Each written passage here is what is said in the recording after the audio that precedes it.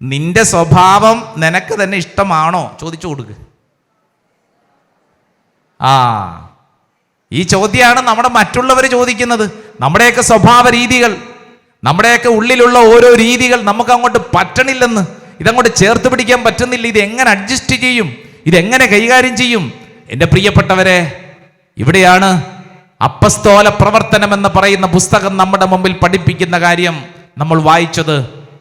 എന്നോട് എൻ്റെ spiritual father പറഞ്ഞു, ബ്രദറെ, അപ്പസ്തോല പ്രവർത്തനം എന്നൊരു പുസ്തകം ബൈബിളിലുണ്ട്, ബ്രദർ വായിച്ചിട്ടുണ്ടോ എന്ന് അറിഞ്ഞുകൂടെ? ഒന്ന് വായിച്ചാൽ ഒരു കാര്യം മനസ്സിലാകും. ദേ, അപ്പസ്തോല പ്രവർത്തനം 2-ാം അധ്യായം ഒന്ന് തുറന്നേ. അപ്പസ്തോല പ്രവർത്തനം 2-ാം അധ്യായം അതിൻ്റെ 1-ാം തിരുവചനം നമ്മൾ വായിച്ച വചനമാണ്.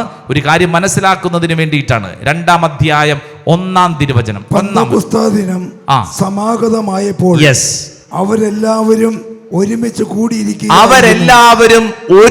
കൂടിയിരിക്കുകയായിരുന്നു.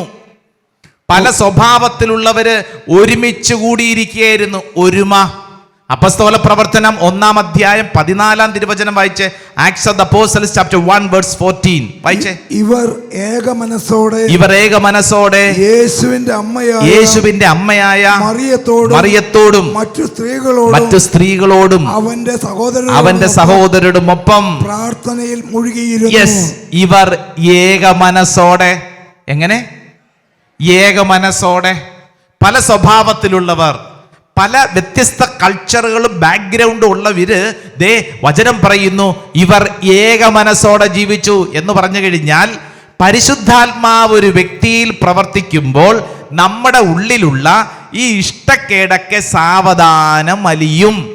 അതാണ് അതിൻ്റെ ഉത്തരം. ഹല്ലേലൂയ.